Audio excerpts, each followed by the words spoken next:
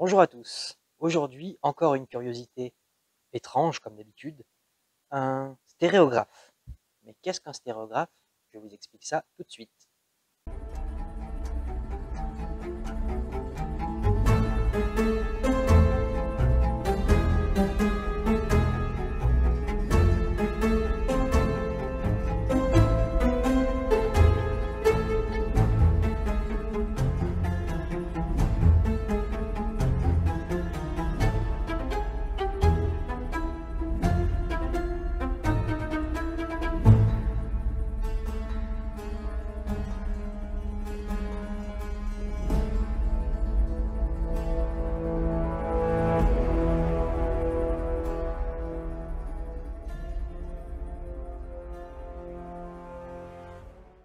Les stéréographes, qu'est-ce que c'est?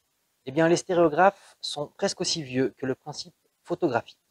Apparu vers les années 1860, la stéréographie se pratiquait avec un appareil photo double, c'est-à-dire un appareil qui avait deux objectifs côte à côte, dont l'écartement correspondait à la moyenne de l'écartement des yeux humains. C'est ce qui permettait de donner, pour la première fois de l'histoire, un principe de 3D. Ça s'appelle de la 3D stéréoscopique, et c'est le même principe que nous avons dans les films en 3D aujourd'hui. Un recueil assez célèbre d'images stéréographiques est sorti en 1860 et s'intitulait Les Diableries.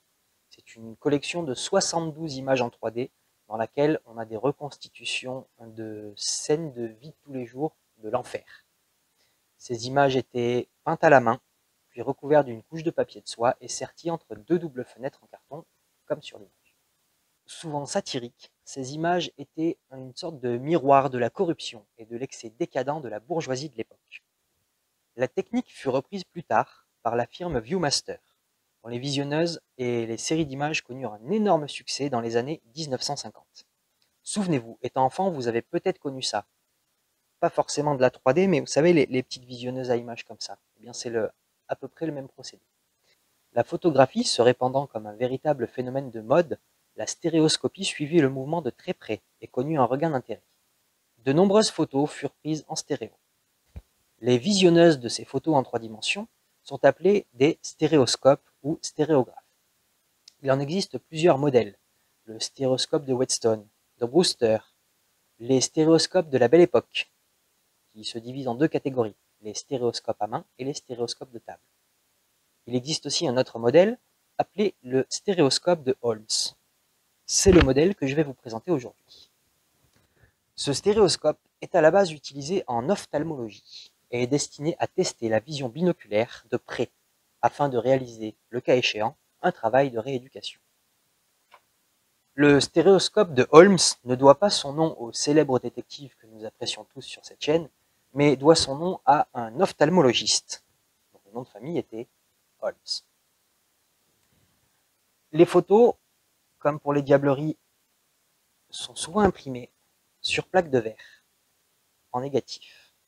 Ici, nous avons des photos brutes. La particularité de cette curiosité, c'est que nous avons récupéré plus de 70 daguerréotypes imprimés sur plaque de verre. Le procédé est très simple, vous disais-je. On place la photographie sur le repère. Des fois, il y a des modèles avec des supports. On visionne et l'œil fait la focale et nous voyons la photo en 3D. Ce stéréoscope était destiné à la base à l'observation des cartes stéréoscopiques en plein essor. Il comprenait deux lentilles prismatiques ici, la visière et le support. C'est, vous disais-je, l'ophtalmologiste Holmes qui se servit de ce procédé non pas à but de divertissement, mais à but de diagnostic. Ce type de stéréoscope restera en fabrication jusqu'au début du XXe siècle. Il s'agit ici plus particulièrement d'un modèle en très bon état qui date de 1924 et qui est basé sur un modèle de 1883. Alors, il y a une très courte anecdote sur le stéréoscope de Holmes.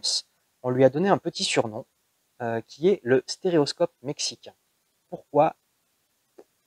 Eh ben, a priori, on ne sait pas.